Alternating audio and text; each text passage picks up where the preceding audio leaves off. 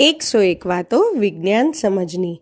લેખક શ્રી યશવંત મહેતા. રૂમાલ ડૂબવા છતાં સૂકો રહી શકે?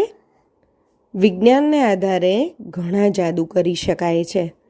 એક એવો વૈજ્ઞાનિક જાદુ આજે તમને શીખવીએ. એક રૂમાલ લો, એક કાચનો પ્યાલો લો અને પાણીનું એક મોટું વાસણ લો. મિત્રોને એકઠા કરીને કહો કે આ પાણીમાં રૂમાલ ડૂબે છતાં કોરો રહે. એવો જાદુ અમે જાણીએ છીએ. મિત્રો હસી પડશે. સુતરાઉ રૂમાલ ડૂબે એટલે ભીનો થઈ જ જાય. એ કોરો કેવી રીતે રહી શકે? તમે છાતી કાઢીને પડકાર કરો કે રૂમાલને ડૂબવા છતાં સૂકો રાખવાની અમારામાં આવડત છે. મિત્રો માને નહીં તો પ્રયોગ કરી બતાવો. રૂમાલને પેલા પ્યાલામાં મૂકો. ખૂબ ઠાંસીને રૂમાલને પ્યાલામાં છેક તળિયે મૂકી દો. એવી રીતે ઠાંસો કે પ્યાલો ઊંધો થાય છતાં રૂમાલ પડી ન જાય.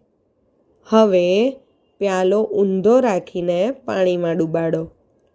આ વખતે ખાસ એટલું ધ્યાન રાખવાનું કે પ્યાલો જરાય ત્રાંસો કે આડો થઈ જવો ન જોઈએ. આ રીતે પ્યાલો આખો પાણીમાં ડૂબી જાય અને તમારો હાથ પણ કાંડા સુધી ડૂબી જાય ત્યાં સુધી એને પાણીમાં ડૂબાડો. પછી પ્યાલો બહાર કાઢો. પછી રૂમાલ બહાર કાઢો. એ સાવ કોરો હશે. તમારા મિત્રો તો આ જાદુ જોઈને છક જ થઈ જશે. આ જાદુનું કારણ તમે સમજ્યા? ન સમજ્યા? કારણ સીધું ને સટ છે. હવા પણ એક પદાર્થ છે. પ્યાલાને તળિયે રૂમાલ અને બાકીના ભાગમાં હવા છે. એ હવા પોતાનું સ્થાન જાળવી રાખે છે.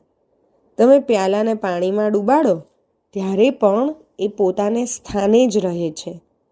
આમ પાણી અને રૂમાલ વચ્ચે હવાની એક દિવાલ ખડી થઈ જાય છે, જે રૂમાલને ભીનો થવા દેતી નથી. આવજો.